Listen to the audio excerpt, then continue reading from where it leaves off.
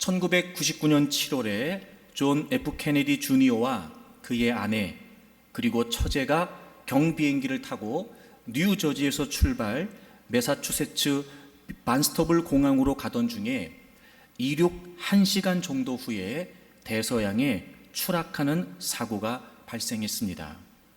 3명 모두 사망하는 안타까운 사고였습니다.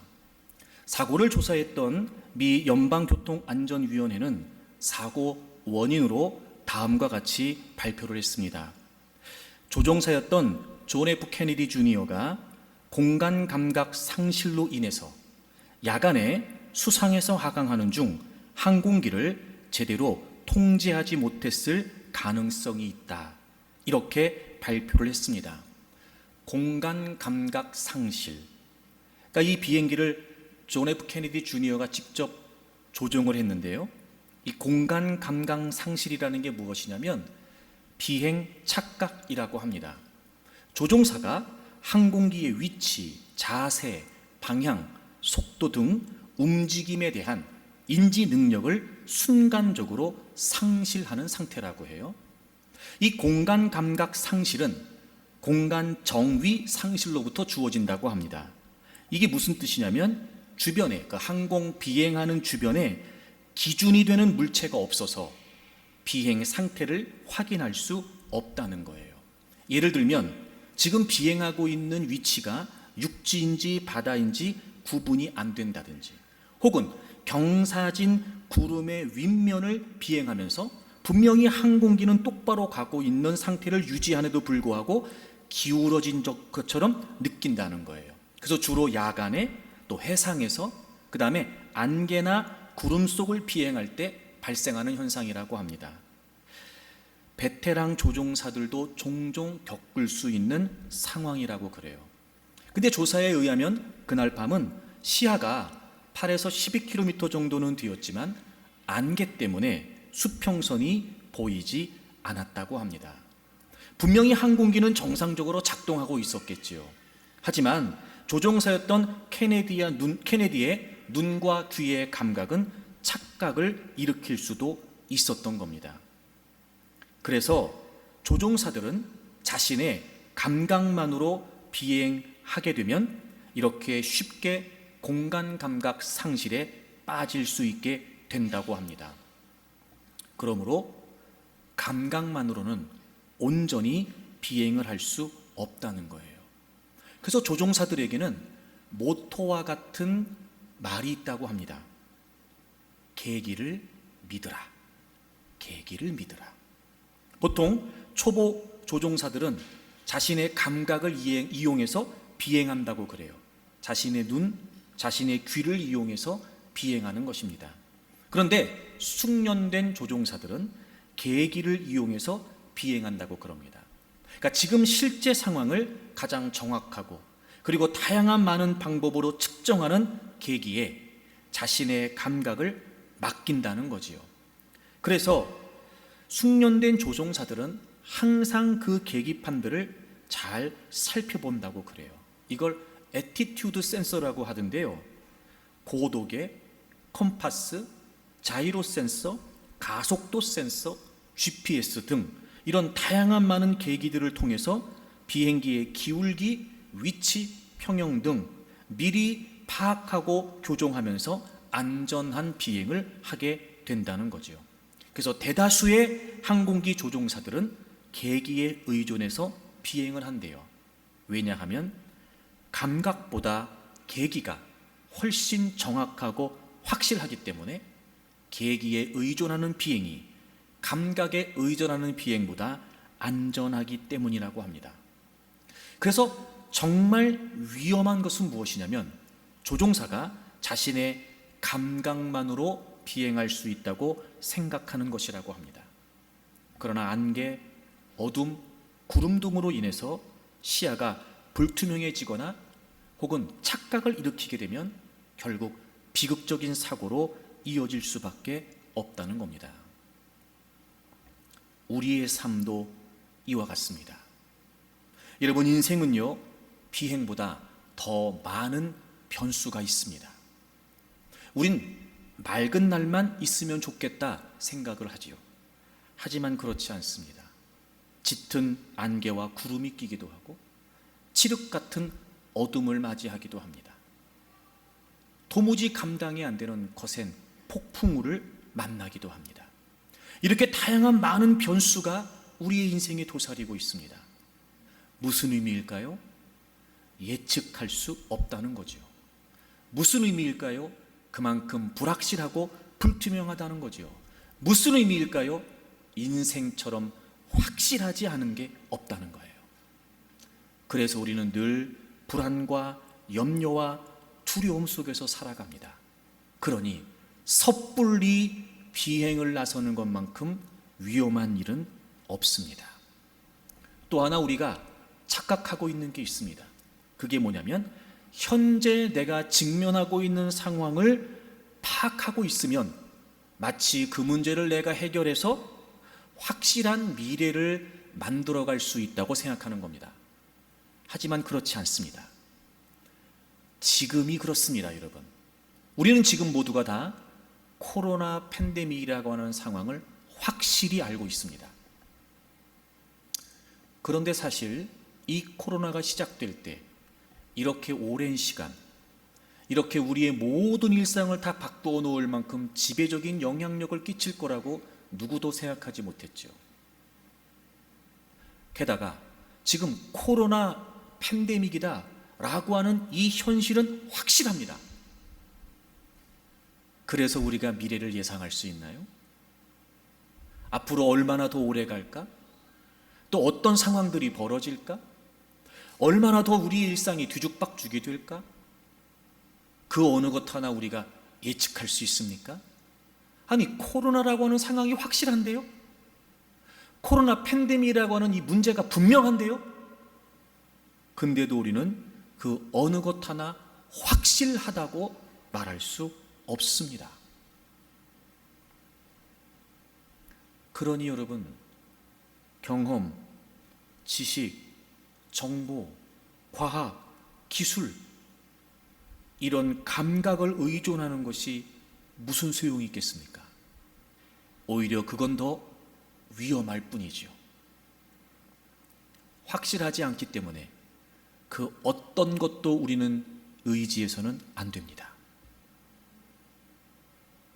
이렇게 우리는 지금 불확실한 인생을 살아가고 있습니다. 하지만 확실한 게 있습니다. 첫째, 확실한 하나님께서 존재하신다는 거죠. 두 번째, 우리가 그 확실한 하나님의 백성이라는 겁니다.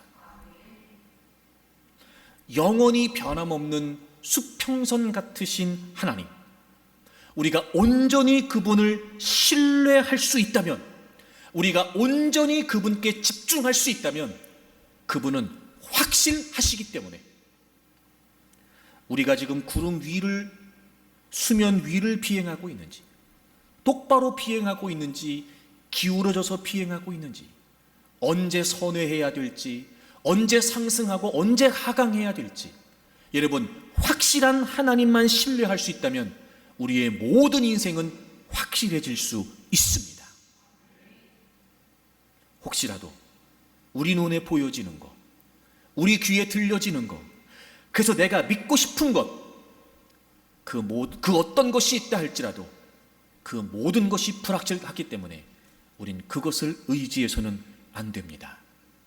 확실하신 하나님, 그리고 내가 그 확실하신 하나님의 백성이라는 사실, 여러분, 이것만이 우리에게 확실한 인생을 가져다 줄 수 있습니다. 하나님께서 가나안 정복을 앞두고 있었던 출애굽의 2세대에게 하나님께서 그들을 은혜로 구원하시고 인도하셨다는 것을 찬양하면서 고백하고 감사하게 하셨습니다. 뿐만 아니라 그들이 가나안 정복을 앞두고 있었기 때문에 반드시 그 땅을 정복할 수 있다는 확신과 함께 그들을 격려하시기를 원하셨습니다. 신명기 32장이 기록된 이유입니다. 무엇보다 가나안 정복 전쟁을 해야 했던 그들에게 하나님은 용기를 주기를 원하셨습니다. 그래서 하나님께서는 그들에게 분명히 말씀해 주십니다. 너희들은 내 백성이다. 사실 약속의 땅인 건 분명했습니다. 그러나 거저 차지할 수 있는 땅이 아니었고, 이제부터 이스라엘 백성들은 직접 그 강성한 민족들과 싸우고 부딪혀가면서 그 땅을 정복해야 했습니다. 모든 게 불투명했고 모든 상황이 불확실했습니다. 그럴 때 하나님께서는 그들에게 너희들이 내 백성이다라고 하는 정체성을 분명하게 갖게 하셨던 것입니다. 그들이 누구인지, 그들에게 하나님은 어떤 분이신지, 그리고 하나님에게 있어 하나님 백성인 그들은 어떤 의미가 되는지, 하나님께서는 이스라엘 백성들로 하여금 그들의 정체성을 분명히 갖도록 하셨던 겁니다. 그것이 격려가 됐고 그것이 용기가 됐고, 그래서 이스라엘 백성들은 약속의 땅 가나안을 마침내 정복하게 된 것입니다. 사랑하는 교회 여러분, 나다움이 확실함입니다. 우리에게서 확실한 건 아무것도 없습니다. 하나님이 확실하시다는 것, 그리고 내가 그 확실하신 하나님의 백성이라는 것, 여러분, 이것만이 우리의 불확실한 삶을 확실하게 이끌어줄 수 있습니다. 나다움이 확실함이에요. 그러므로 이제 우리는 내가 하나님 백성이라고 하는 사실, 이스라엘 백성들이 이렇게 불투명하고 불확실한 상황에서도 하나님의 백성이라고 하는 정체성을 믿고 가나안 땅을 향해 전진했던 것처럼, 여러분, 아무리 우리의 인생이 예측할 수 없는 불투명한 인생이라 할지라도 확실하신 하나님, 그리고 내가 그분의 백성이라고 하는 확실한 정체성을 가질 수 있다면 얼마든지 우리는 확실하게 우리의 인생을 살아갈 수 있습니다. 잊지 마십시오. 나다움이 하나님 백성답게 사는 것이 우리의 인생의 가장 확실함을 가져다 줄 수 있다는 것을 말입니다. 그래서 우리가 세상을 살면서 확실하신 하나님이 계시고 내가 그분의 백성이라는 정체성을 갖는 건 우리에게 있어서 가장 강력한 힘과 용기가 됩니다. 이 정체성, 성경이 우리에게 이렇게 그 내용을 뒷받침해 주고 있습니다. 여러분, 요한일서 5장을 찾겠습니다. 4절과 5절을 보려고 합니다. 요한일서 5장 4절과 5절. 무릇 하나님께로부터 난 자마다 세상을 이기느니라. 세상을 이기는 승리는 이것이니 우리의 믿음이니라. 예수께서 하나님의 아들이심을 믿는 자가 아니면 세상을 이기는 자가 누구냐. 아멘. 여러분, 너무 기분 좋은 표현 나와요. 세상을 이긴다, 세상에서 승리한다, 세상을 이긴다. 여러분, 이 두 구절 속에 세상을 이긴다는 표현이 3번이나 언급되어 있습니다. 그런데 그 세상을 이기는 것은 어떤 기능, 어떤 기술, 이게 아니에요. 무릇 하나님께로부터 난 자, 하나님께로부터 났다, 즉 내가 하나님 백성 되었다. 여러분, 이게 세상을 이긴답니다. 그리고 그걸 뭐라고 표현했어요? 믿음이라고 표현했어요. 세상을 이기는 승리는 이것이니 믿음이다. 그게 믿음이라는 거예요. 내가 하나님으로부터 난 확실한 하나님의 백성 되었다는 거 말입니다. 5절은 또 이렇게 표현을 바꾸지요. 예수께서 하나님의 아들이심을 믿는 자가 아니면, 여러분, 예수님께서 하나님의 아들이심을 믿는 자들이 누구예요? 하나님의 백성들이에요. 하나님의 자녀들입니다. 그러니까 예수님께서 하나님의 아들이심을 믿는 자들, 그들이 세상을 이긴다는 거예요. 와, 여러분, 오늘 성경이 세상을 이길 수 있다, 세상을 이긴다, 세상에서 승리한다라고 하면서 뭘 얘기하고 있어요? 정체성 얘기하고 있습니다. 그도 그럴 것이 세상에 확실한 건 아무것도 없어요. 하나님만이 확실하십니다. 그분이 확실하시기 때문에 그분으로부터 우리에게 주어진 내가 하나님 백성이라고 하는 정체성, 확실한 하나님으로부터 주어진 정체성만이 우리의 삶에서 확실합니다. 나다움이 확실함이에요. 그게 분명하면 세상을 이길 수 있다는 겁니다. 아, 여러분, 놀랍지요? 내가 하나님 백성이라고 하는 사실, 이게 이렇게까지 대단한 일이었나? 그렇습니다, 여러분. 내가 하나님 백성이라고 하는 정체성을 갖는 것, 이것이 여전히 불투명한 현실 속에서 불안에 떨고 있는 나에게 이렇게까지 확실한 것이었나? 물론입니다. 사랑하는 여러분, 나다움이 확실함이고 그 분명한 정체성이 우리를 세상에서 당당하게 용기 있게 힘 있게 세워줍니다. 저는 여러분들이 확실한 하나님이 계시고 여러분 모두가 확실한 하나님의 백성이라고 하는 정체성을 분명히 확신할 수 있기를 바랍니다. 우리가 하나님 백성이라는 건 이런 의미였습니다. 나는 하나님의 사랑으로 선택된 기업이다. 나는 하나님의 목적으로 구별된 분깃이다. 우리가 가치가 있어서 사랑을 받은 것이 아니고 하나님이 나를 사랑하셨다는 것이 우리의 삶의 가치가 됩니다. 여러분, 여러분의 존재의 가치는요 정말 위대하고 놀랍습니다. 여러분, 한 사람 한 사람을 하나님께서 살리시기 위해서 예수 그리스도를 십자가에 내어주셨습니다. 어떤 세상의 가치와도 견줄 수 없는 예수님, 어떤 세상의 가치를 동원해도 살 수 없는 예수님의 사랑, 여러분, 이것이 바로 여러분의 존재의 가치가 됩니다. 점점 세상은 다양한 많은 기준과 잣대로 우리의 가치를 평가하려고 합니다. 속지 마세요, 여러분. 여러분의 존재의 가치는 거기에 있지 않습니다. 하나님이 여러분을, 예수님을 아끼지 않으실 만큼 사랑하셨다는 것, 그것이 여러분의 존재의 가치가 됩니다. 나는 하나님의 사랑으로 선택된 기업입니다. 하나님이를 선택하신 건 우연히 실수로 어쩔 수 없이, 아니요, 그렇지 않습니다. 우리 한 사람 한 사람에게는 분명히 존재의 의미가 담겨져 있습니다. 하나님은 특별한 목적으로 우리를 구별하셔서 하나님의 분깃으로 삼아 주셨습니다. 이 세상을 향해 갖고 계신 분명한 하나님의 의도, 모든 민족과 열방이 예수 그리스도를 믿고 구원받는, 그래서 원래 하나님이 행하셨던 그 창조를 회복하는 그 하나님의 나라의 완성, 바로 그 일을 위해 하나님은 우리를 이곳에 존재케 하십니다. 여러분, 잊지 마세요. 여러분의 존재의 의미를 여러분 어디에 두고 사는지 모르지만, 여러분의 존재의 목적을 어디에 두고 사는지 모르지만, 우리를 이 땅에 존재케 하시는 하나님, 확신하신 그 하나님이 우리를 향해 갖고 계신 확신하신 목적은 분명합니다. 전 우주적인 하나님의 나라의 한 모퉁이를 여러분을 통해 감당하기를 원하시는 겁니다. 여러분, 여러분의 존재의 의미가 있다는 사실을 놓치지 마십시오. 쓸모없는 인생 아닙니다. 필요 없는 인생 아닙니다. 혹시라도 여러분의 부모들은, 아유, 너 태어나면 안 되는 건데 태어났어, 아유, 날려고 하지 않다가 났어, 이렇게 말할지 모르지만 하나님은 그렇지 않으세요. 우리가 모태에서 조성되기 전부터, 즉 우리의 인생을 시작하기 전부터 하나님은 우리의 인생에 대한 세밀한 계획을 품고 계셨고, 그 하나님의 분명한 섭리에 따라 우리를 이 땅에 보내주신 겁니다. 여러분은 하나님의 목적으로 구별된 분깃입니다. 이 분명한 정체성, 나는 하나님의 사랑으로 선택된 기업이다, 나는 하나님의 목적으로 구별된 분깃이다, 여러분이 분명한 정체성을 확신할 수 있기를 바랍니다.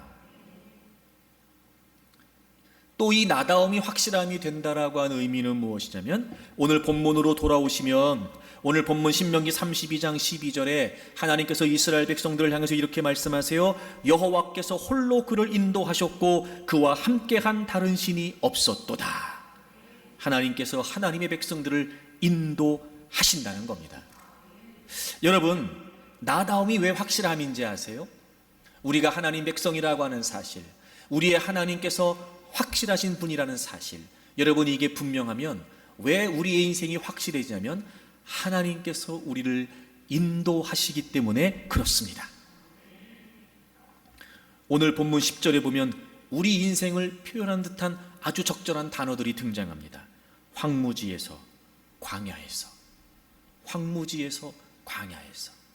여러분 아시죠? 황무지나 광야는 특별한 길이 없습니다. 특별한 길이 없어요. 황무지와 광야는 확실한 게 아무것도 없습니다.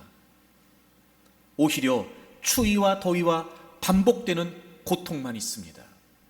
오히려 맹수들의 위협에 의해 생명의 불안을 느끼게 되는 상황만 있습니다. 그런 곳에서는 방황하기 딱 쉽습니다.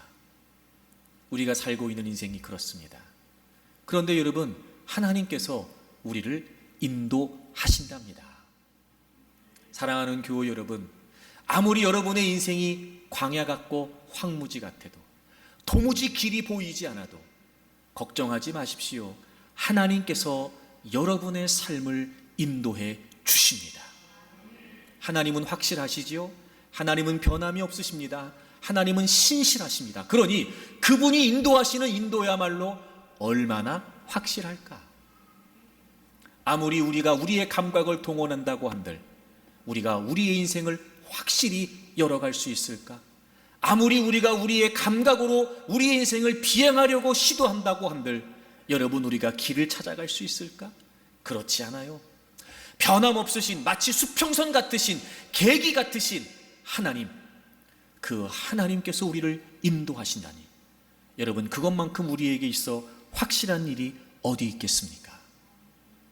그러니 불안해하거나 두려워하지 마십시오. 하나님께서 하나님의 백성들의 삶을 인도해 주십니다. 인간 존재의 불안함을 날카롭게 통찰했던 많은 작품을 남긴, 그래서 실존주의 문학의 선구자로 불리는 체코의 소설가 프란츠 카프카가 이런 이야기를 했습니다. 우리에게는 길이 없습니다. 우리가 길이라고 부르는 것들은 방황일 따름입니다. 어찌 보면 참 우울한 말이에요.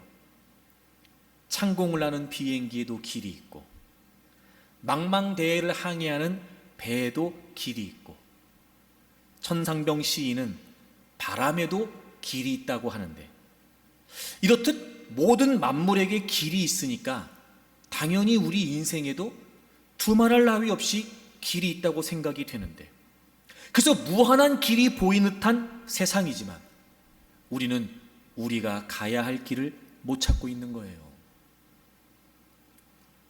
길이 있다고 말하지만 사실은 길이 아니고 방황인 거예요. 지금까지 여러분의 인생은 어떠셨습니까? 여러분 한번 생각해 보시겠어요? 만약 하나님의 인도하심이 없었다면 내 인생이 어찌 됐을까?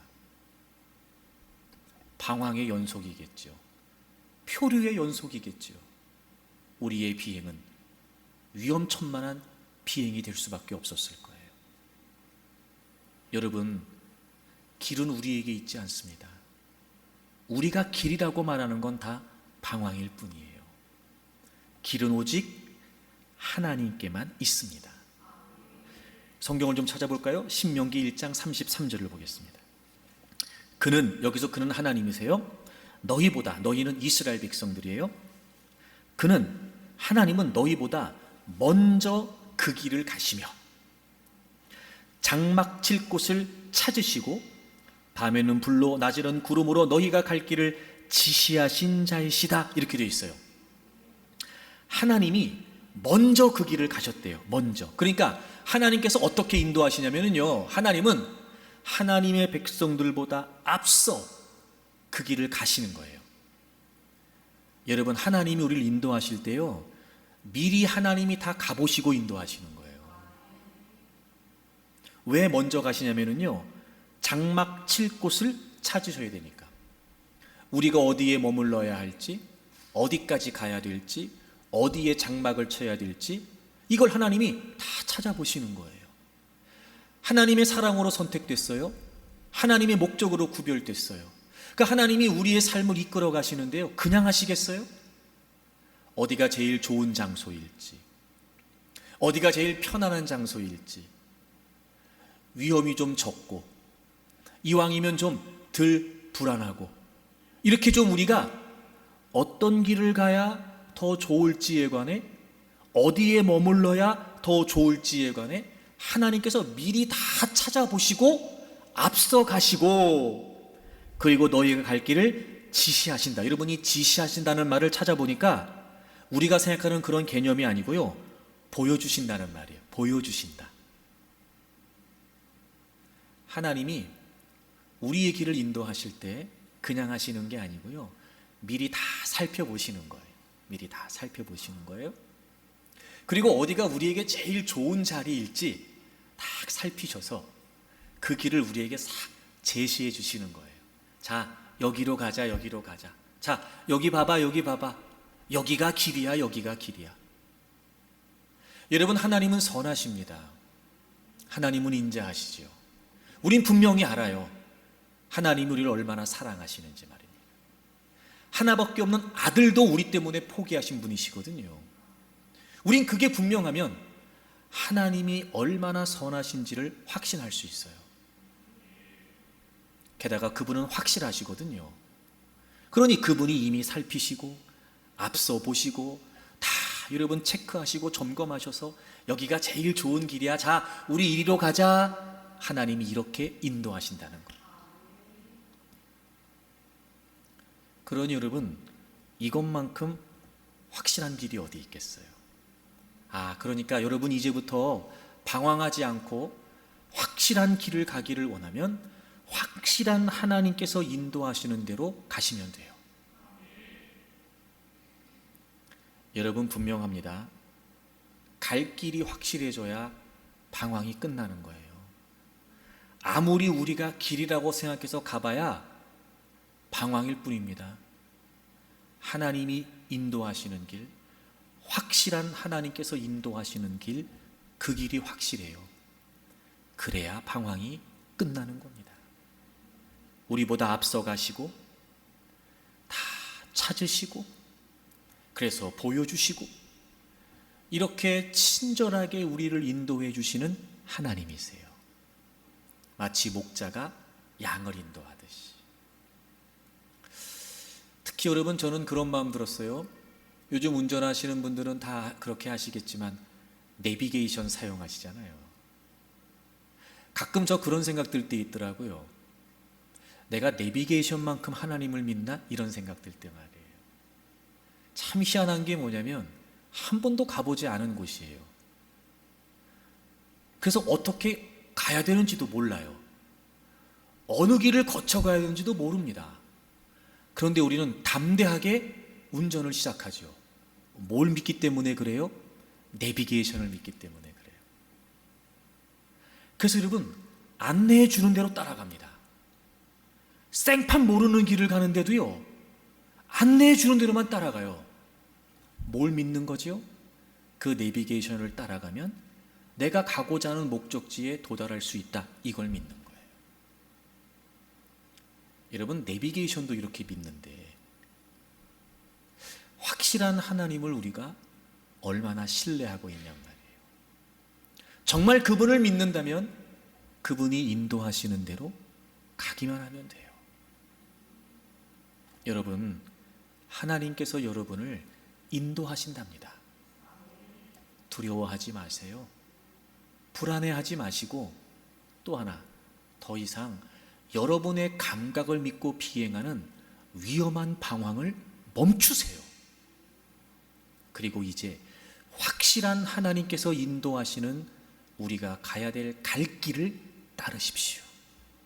그것이 가장 안전하고 그것이 가장 확실합니다. 하나님께서는 하나님의 백성들을 인도하세요. 그러니 나다움이 확실함일 수밖에 없다는 거지요. 하나님은 하나님 백성들을 이렇게 인도하십니다. 두 가지 비유를 사용하셨어요. 눈동자같이 그리고 독수리같이. 지난 주일에 이 눈동자 같다는 설명을 여러분에게 드렸어요. 이 눈동자같이 지키신다라고 하는 말, 그래서 하나님은 우리를 눈동자같이 지키신다. 즉 하나님이 인도하신다는 건 어떤 의미였어요? 지키신다는 거였어요. 눈동자 같다라고 하는 이 말이 그런 말이라고 했죠. 눈 속에 비치는 사람이다. 즉 하나님은 우리를 계속해서 주목하고 계세요.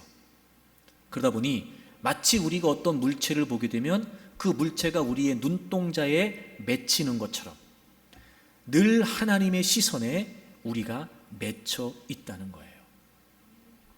하나님은 우리를 아주 가까이에서 지켜주십니다. 게다가 이 눈동자가 갖고 있는 엄청난 신비, 그만큼 하나님은 우리를 철저하게 지켜주세요. 그래서 하나님은 우리에게 모든 관심을 다 쏟으시고 우리를 지켜주시고 우리를 보호해 주신다는 거예요. 사랑하는 여러분, 하나님이 우리를 인도하신대요. 이렇게요, 눈동자같이 지켜주신다는 거예요. 여러분 잊지 마세요. 언제나 우리는요, 하나님의 시선 안에, 하나님의 영역 안에 머물러 있다는 걸 말입니다. 그러니 혹시나 여러분이 지금 직면하고 있는 그 상황 속에서 당황하고 불안해하면서 여러분의 감각에 의지해서 내가 지금 혼자 있는 것 같은데, 하나님이 보호해 주시지 않는 것 같은데, 야, 이렇게 내 인생 허물어지고 이렇게 끝장나면 어떡하지? 하나님이 지금 나 홀로 버려두신 것 같은데, 이런 생각이 들더라도 감각을 의지하지 말고 계기를 의지하세요. 하나님이 약속해 주셨어요. 하나님이 하나님의 백성들을 눈동자같이 지켜주신대요. 하나님의 시선에서 떼지 않으시고 하나님의 눈동자에 늘 우리가 맺혀져 있듯이 늘 하나님은 우리를 모든 관심을 갖고 철저하게 우리를 지켜주신다는 거예요. 저는 여러분이 여러분을 눈동자같이 지키시는 하나님을 신뢰할 수 있기를 바랍니다. 북아메리카의 원주민족인 체로키 부족이 있는데요, 이 체로키 부족에게는 아주 독특하면서도 강인한 성인식 풍습이 있다고 그래요. 아들이 성인이 되면 아버지는 그 아들을요, 아주 멀리 떨어진, 그러니까 그 부족이 살고 있는 마을에서 굉장히 멀리 떨어진 깊은 숲속으로 데리고 간대요. 그리고 그 아들의 눈을 가린 채로 홀로 그곳에 남겨둔대요. 그러면 이 성인이 되는 아들은요, 눈은 가려진 채로 그 밤에 혼자 그 깊은 삶 속에서 지내야 되는 거예요. 여러분 상상이 되십니까?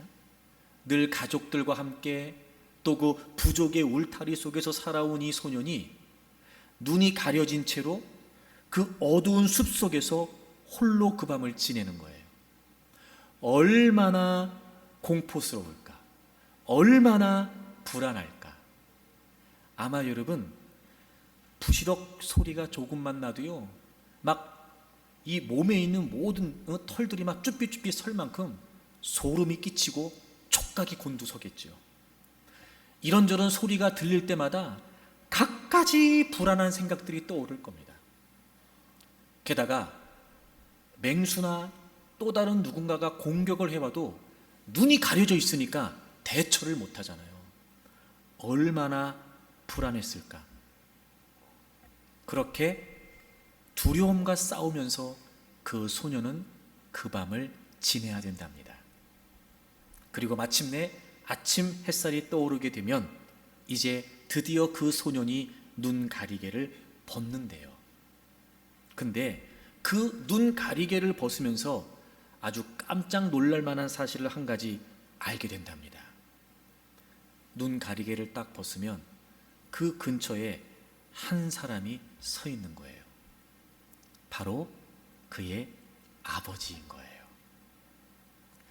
지난밤 내내 아버지는 아들 곁을 떠나지 않고 창과 활을 메고 그 아들을 지키고 있었던 거죠. 소년이 그 두려움과 불안함 속에 홀로 있었던 것이 아니고 본인은 몰랐지만 아버지가 그 곁을 지키고 있은 거예요. 아들의 밤은 곧 아버지의 밤이었던 거죠. 여러분, 하나님이 우리를 눈동자같이 지켜주신대요. 시선을 떼지 않으시고 늘 하나님의 울타리 속에서 하나님께서 우리를 지키시고 보호하신다는 겁니다. 근데 문제는 뭐냐면 이 하나님의 지키심을 우리가 확신하지 못하는 거예요. 눈동자같이 지키신다고 하는 이 사실을 우리가 확신하지 못하는 거예요. 여러분, 왜 확신하지 못하는지 아세요? 왜 확신하지 못하는 걸까? 확인하지 않기 때문에 그래요. 성경을 찾겠습니다. 시편 31편입니다. 시편 31편은 다윗이 기록한 시입니다. 어떤 배경에서 기록했는지는 우리가 정확히 알 수 없습니다. 하지만 배경을 짐작할 수 있는 몇 가지 표현들이 등장하는데요. 먼저 31편 4절을 보세요. 그들이 나를 위하여 비밀이 친 그물에서 빼내소서. 그러니까 지금 다윗이요, 어떤 곤경에, 그러니까 다윗의 대적들이 해놓은 또 관계의 어떤 곤경에, 어떤 함정에 지금 빠진 거예요. 비밀이 친 그물. 그게 얼마나 힘들었든지 9절을 보세요, 여러분. 여호와여, 내가 고통 중에 있사오니 내게 은혜를 베푸소서. 내가 근심 때문에 눈과 영혼과 몸이 쇠하였나이다. 어떤 공경에 빠졌는데, 함정에 빠졌는데 그게 얼마나 고통스러웠든지 영혼과 눈과 몸이, 즉 전 인격적으로 지금 너무 고통스러운 거예요. 너무 힘들고 지치는 거예요. 게다가 그의 모습이 이랬어요. 11절을 보시면 내가 모든 대적들 때문에 욕을 당하고 내 이웃에게서는 심히 당하니 내 친구가 놀라고 길에서 보는 자가 나를 피하였나이다. 그러니까 다윗의 친구들이 지금 다윗의 모습을 보면서 놀라는 거예요. 이렇게 엄청난, 이렇게 힘든, 이렇게 고통스러운 일을 겪을 수가 있나 싶을 정도로, 즉 다윗의 측근들이 놀라워할 만큼 굉장한 공경에 빠져 있는 거예요. 근데 여러분, 다윗이요, 도무지 믿기지 않는 고백을 합니다. 도무지 믿기지 않는 고백을. 7절을 보세요. 7절. 내가 주의 인자하심을 기뻐하며 즐거워할 것은, 내가 주의 인자하심을 기뻐하며 즐거워한대요. 아니, 지금 다윗이 이런 공경에 빠졌는데, 전인적으로 힘들어 죽겠는데, 측근들이 보기에도 정말 놀랄 만큼 어려운 상황에 놓여 있는데, 아니 하나님이 인자하시다니요, 그래서 하나님을 기뻐한다니요, 이게 말이 되는 소리냔 말이에요. 만약에 이렇게는 할 수 있겠지. 우리를 공경에 빠뜨리려고 하는 누군가들이 어떤 계략을 꾸몄는데 그게 미리 탄로가 난 거예요. 그래서 우리가 그런 함정에 빠지지 않은 거야. 그럼 우리 막 하나님 감사합니다 이럴 수 있잖아요. 어떤 함정이 있었는데 하나님이 도와주셔서 그 함정을 피해가게 하셨어. 야, 여러분, 그러면 우리는 그건 너무 감사하다고 말할 수 있죠. 근데 지금 다윗은 그 상황이 아니에요. 공경에 빠졌어요. 지금 함정에 박혔습니다. 얼마나 힘들었든지 눈과 몸과 영혼이 쇠할 정도로. 근데 다윗이요, 하나님이 인자하시대요. 그리고 그 하나님을 기뻐한대요. 지금 여러분도 어리둥절하시죠? 그렇게 할 수 있었던 이유가 무엇이었냐면 7절을 다시 보세요. 내가 주의 인자하심을 기뻐하며 즐거워할 것은 주께서 나의 고난을 보시고 환난 중에 있는 내 영혼을 아셨다는 거예요. 지금 자기는 함정에 빠져 있어요. 공경에 빠져 있어요. 근데 하나님이 내가 고난당하고 있는 걸 지금 보고 계시고 내가 얼마나 힘들고 괴로운지를 알고 계신다는 걸 다윗이 알게 된 거예요. 하나님이 나를 보고 계시고 내가 지금 얼마나 힘든지를 알고 계신다는 걸 다윗이 알게 됐어요. 그러니까 하나님께 감사할 수 있었어요. 자, 그럼 여기서 다윗이 하나님이 자신을 보고 계신다는 걸 어떻게 알았을까? 다윗이 하나님이 자기가 얼마나 고통스럽다는 걸 알고 계신다는 걸 어떻게 알았을까요? 다윗이? 하나님이 자신을 보고 계시다는 걸 다윗이 어떻게 알았을까요? 다윗도 하나님을 본 거예요. 다윗도 하나님을 본 거예요.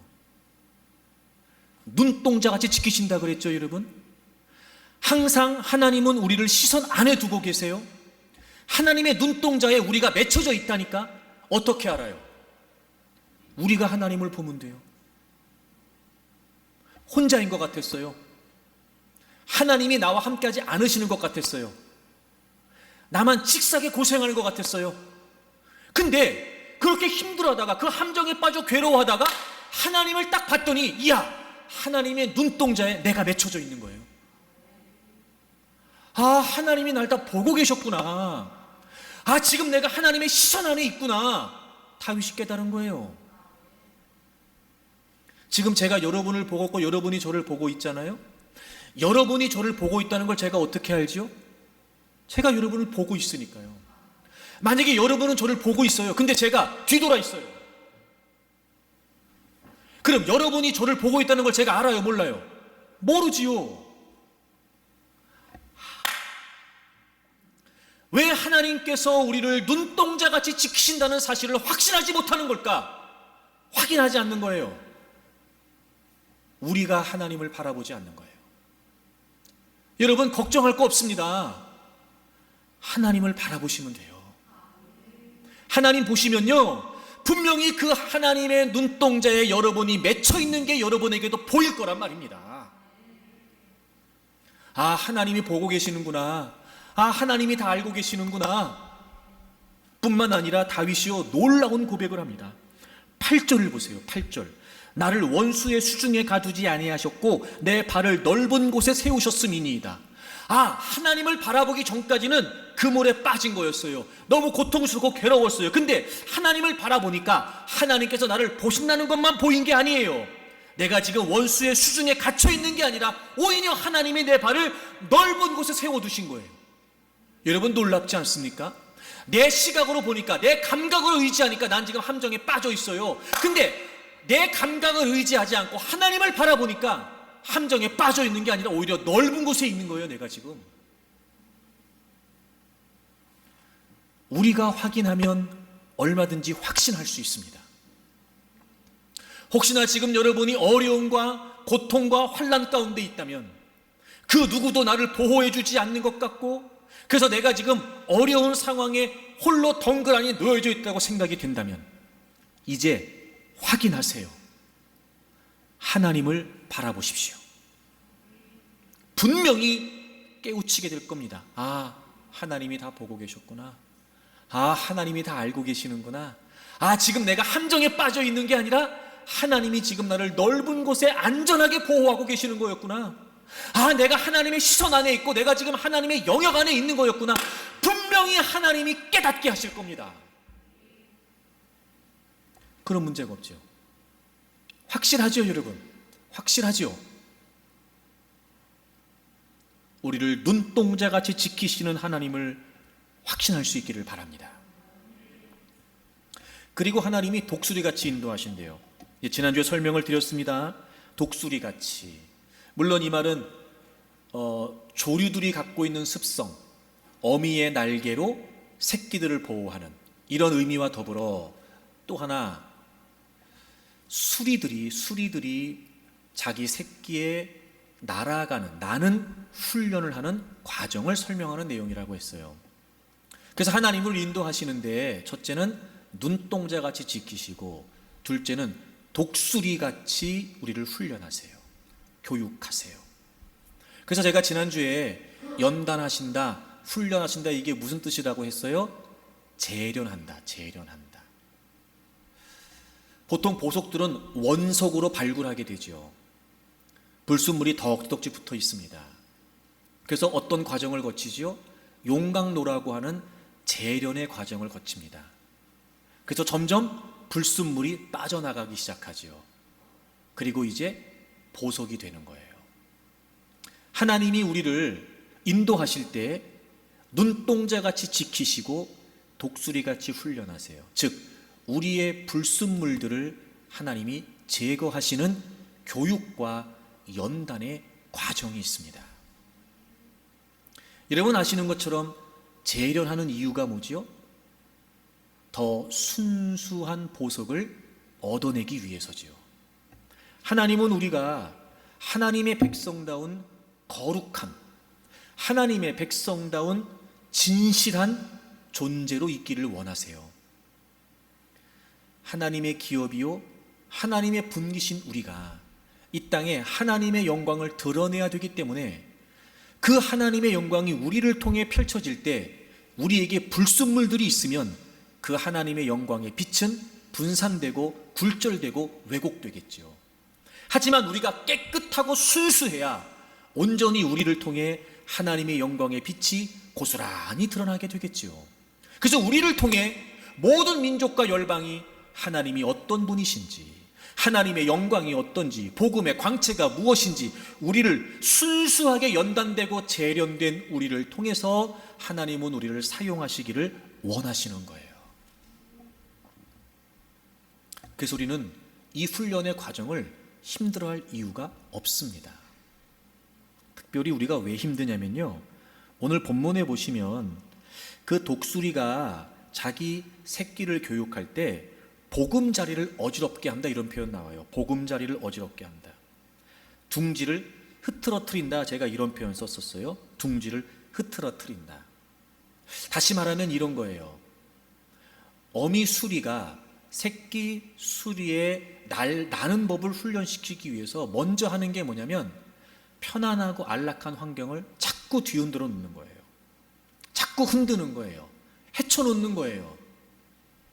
그리고 높은 상공에 데리고 올라가서 떨어뜨리면서 두렵고 낯설고 버거운 환경에 처하게 만드는 거예요. 참 이게 우리에게 힘든 것 같아요, 보니까. 근데 여러분, 이것만큼 우리를 확실하게 변화시키는 방법이 없는 것 같기도 해요. 1950년대에 미국이 담배의 전성기였답니다. 자그마치 미국 인구의 거의 절반이 지독한 흡연자일 만큼. 그래서 흡연이 얼마나 위험한지에 관해서 홍보하기 시작했답니다. 뭐 우리도 잘 알고 있는 것처럼 암과 밀접하게 연관이 있고 또 수명이 단축되고 이런 거 말이에요. 그래서 많은 미국의 흡연자들이 두려워하기 시작했대요. 근데 정말 놀라운 사실이 뭐냐면, 그래서 흡연율이 떨어졌느냐? 그게 아니랍니다. 이런 경고에도 꿈쩍하지 않고 흡연율이 떨어지지가 않았다는 거예요. 그리고 오히려 필터 같은 상품을 만들어서 더 많이 흡연을 하게 됐다는 거지요. 흡연의 위험성을 믿기 시작했고, 미국의 약 70% 국민들이 흡연이 건강에 좋지 않다는 사실을 인식했음에도 불구하고 흡연율이 떨어지지가 않더래요. 심지어는 1966년부터 담뱃값 겉면에다가 경고 문구가 적힌 담배를 만들어내기 시작했다고 그래요. 근데도 여전히 흡연율이 40%가 넘었다고 합니다. 이렇게 1970년대, 1980년대까지 계속해서 홍보를 했지만 담배 판매량이 오히려 증가했다는 거예요. 그때 미국에서 발표했던 내용이 뭐였냐면 습관의 힘이 이렇게 강하다는 거였어요. 담배가 몸에 해롭다는 지식이 사람들의 습관의 변화로 직결되지 않는다는 거였어요. 아하, 지식으로 습관이 바뀌지 않는다는 거예요. 지식으로 행동의 변화가 일어나지 않는다는 거예요. 그리고 또 하나를 발표했어요. 그게 뭐였냐면, 이제 지속적으로 흡연이 좋지 않다는 걸 홍보를 하니까 담배를 피는 많은 사람들이 담배를 끊어야 되겠다라고 하는 의지를 갖기 시작했대요. 그래서 어떤 조사에 보니까 흡연자의 68%가 나는 완전히 담배를 끊고 싶다, 이렇게 이야기를 하고 이제 흡연을 시도를 한대요. 야, 근데 여러분, 10명 중에 9명이 실패하고 1명만 성공을 하는 거예요. 나머지 사람들은요, 일주일을 못 견디고 다시 흡연을 시작한답니다.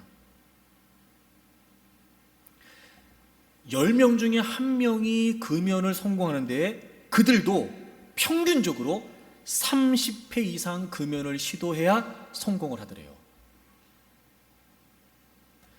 그래서 발표한 내용이 뭐냐? 두 번째, 습관의 힘만큼이나 중독의 힘이 막강했다는 거예요. 중독. 그러니까 아무리 지식이 있어도 습관을 이기지 못해요. 아무리 의지력이 있어도 중독을 이기지 못하는 거예요.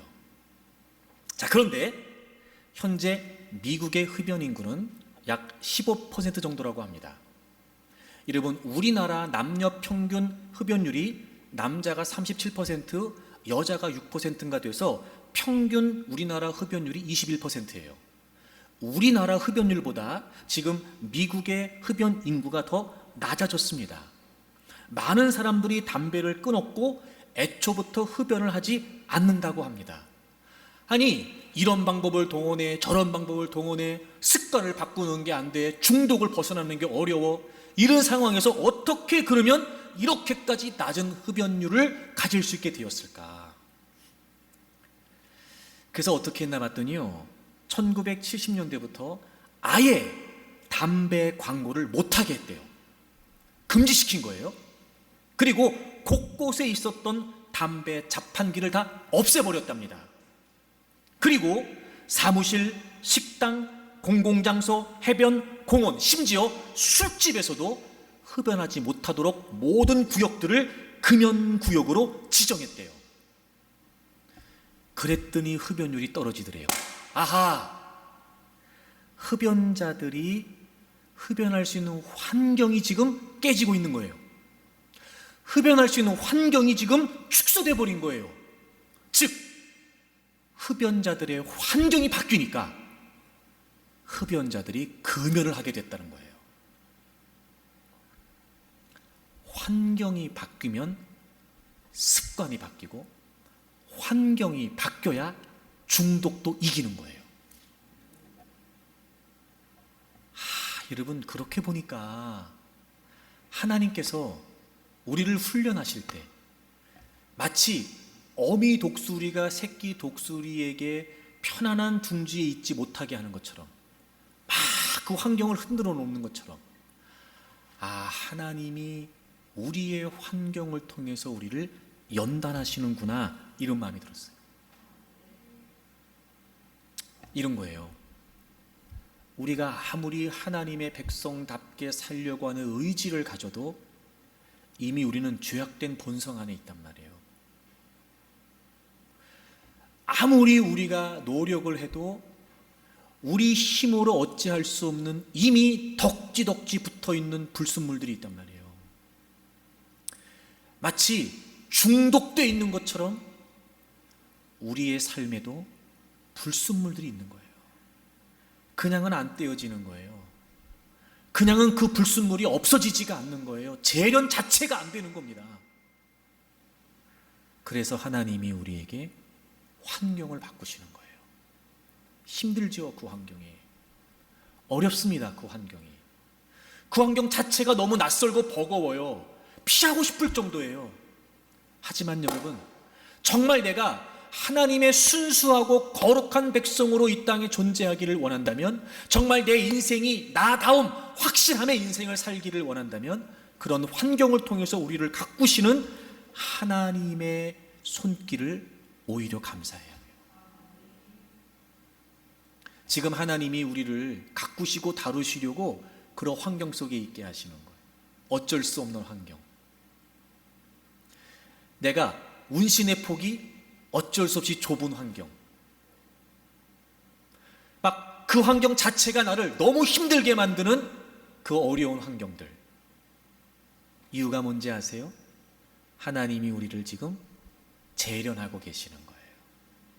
바꾸시려고, 가꾸시려고. 그래서 우리에게 뭐가 필요하냐? 우리는 벼르면 돼요. 이게 무슨 말이냐면, 무언가를 이루려고 마음의 준비를 하고 기회를 기다리거나 마음을 굳게 다지는 거예요. 이게 벼르다예요. 내가 하나님의 백성답게 순수하게 거룩하게 살아가고 싶습니다. 우리는 벼르면 돼요. 그러면 하나님께서 우리를 벼리세요. 벼리는 게 뭐냐면, 날이 무딘 연장을 불에 달구어 두드려 날카롭게 만드는 거예요. 그게 벼리는 거예요. 그러니까 우리가 벼르면 돼요. 하나님, 저를 가꿔주세요. 제가 마음을 굳게 다집니다. 하나님, 저를 하나님의 신실한 백성으로 세워주세요. 제가 하나님의 기업과 분깃으로 살아가고 싶습니다. 이렇게 우리가 벼르면 하나님은 우리를 벼리세요. 날카롭게, 단단하게, 아주 아름답게 하나님이 우리를 그렇게 가꾸어 주실 거예요. 우리가 한 가지 확실히 믿을 수 있는 건, 그렇게 어미 독수리가 새끼 독수리를 훈련시킬 때, 그래서 공중에 떨어뜨려 놓고 어미 독수리가 모른 채 하지 않아요. 공중에서 떨어뜨려 놓고 자기 볼일 보지 않습니다. 그래서 오늘 성경에 보면 무슨 표현을 쓰냐면 너풀거린다, 이런 표현. 너풀거린다. 이게 무슨 말이냐면 정말 관심을 갖고 그 주변을 계속해서 맴도는 거래요. 당연히 그럴 수밖에 없겠죠. 걱정하지 마세요. 하나님께서 우리를 연단하실 때 그 힘든 용광로 속에 우리를 넣어 놓으시고, 하나님은 하나님 볼일 보시는 분이 아니세요. 마치 어미 수리가 그 떨어지는 새끼 수리 주변을 너풀거리고 있는 것처럼 사랑과 관심으로 계속해서 돌보고 살피는 것처럼, 그래서 그 위험에 처하기 전에 어미가 그 새끼 수리를 보호해 주는 것처럼 하나님이 그렇게 너풀거리시면서 우리의 연단과 훈련의 과정에 함께 하실 거예요. 그래서 마침내 하나님은 하나님이 원하시는, 그리고 하나님이 쓰시기에 합당한 하나님의 아름다운 도구로 우리를 만들어 주실 거예요. 그걸 믿으면 됩니다. 그걸 믿으면. 메스터, 대가이고 명인이신 그 창조주 하나님께서 우리를 메스터피스, 걸작품으로 만들어내실 거예요. 그러니 여러분의 인생을, 여러분의 주도권을 갖고 있으려고 하지 마세요. 하나님께 맡기는 게 가장 안전하고 가장 확실하고 가장 분명하다는 거죠. 때로는 우리가 불안하고 두려울 수 있어요. 하지만 여러분 잊지 마세요. 내 뜻보다 나를 향하신 하나님의 뜻이 더 크고 위대합니다. 잊지 마세요. 나다움이 확실함이에요.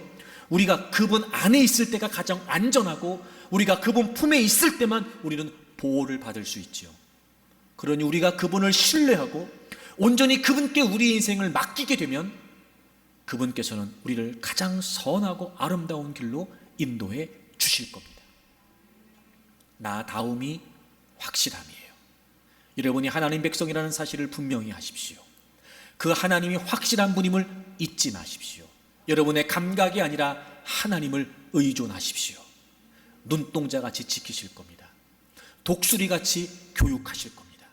그리고 마침내 우리를 정금같이 빚어내셔서 이 땅에 하나님이 원하시는 뜻을 위해 값지게, 소중하게, 가치 있게, 아름답게 사용해 주실 줄로 믿습니다. 이제 그 하나님을 온전히 신뢰하는 여러분들이 되시기를 바라고, 어떤 불확실하고 불투명한 상황에서도 불안해하고 두려워하지 말고 오직 하나님을 신뢰함으로, 확실한 하나님께 맡김으로 여러분의 인생 또한 확실한 인생이 되기를 주의 이름으로 축복합니다.